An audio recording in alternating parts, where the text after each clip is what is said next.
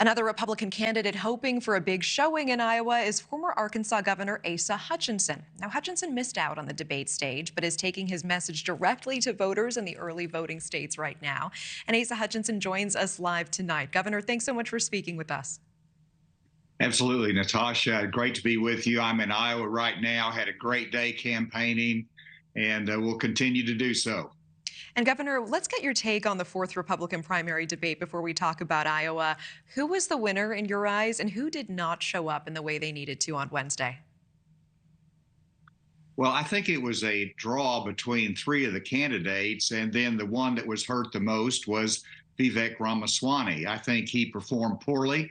I think the public saw that, and so it's really a matter that he lost, and the other three pretty well washed out. I thought it was even between the other three. I thought NewsNation did a great job. Congratulations on holding that debate.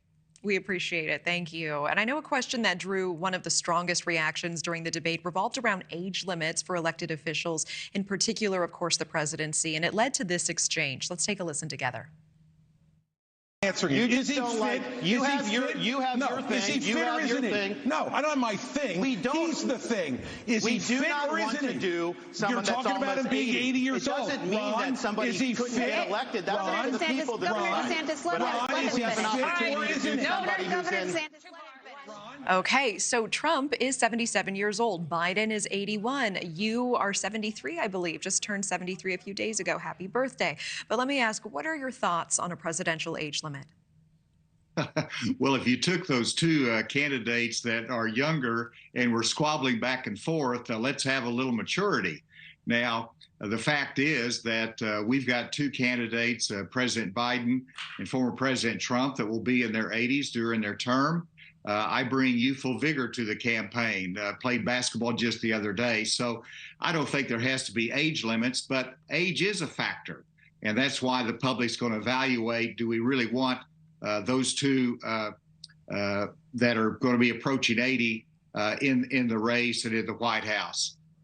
Well, let me ask you in terms of Chris Christie's phrase there, then. If Trump is 77 and Biden is 81, do you think they are fit at that age to hold this level of office? Well, the answer is they're each individual. So look at them, and I think they're both making mistakes, showing their age and showing their errors. Now, I don't think you make across-the-board judgments. I think the public will measure each individual, but it's also about their ideas. And you look at some of the ideas of the youngest one that's out there, Vivek Ramaswamy, and his ideas are terrible. And so I think the youthful generation, and I was on Drake University College campus this week.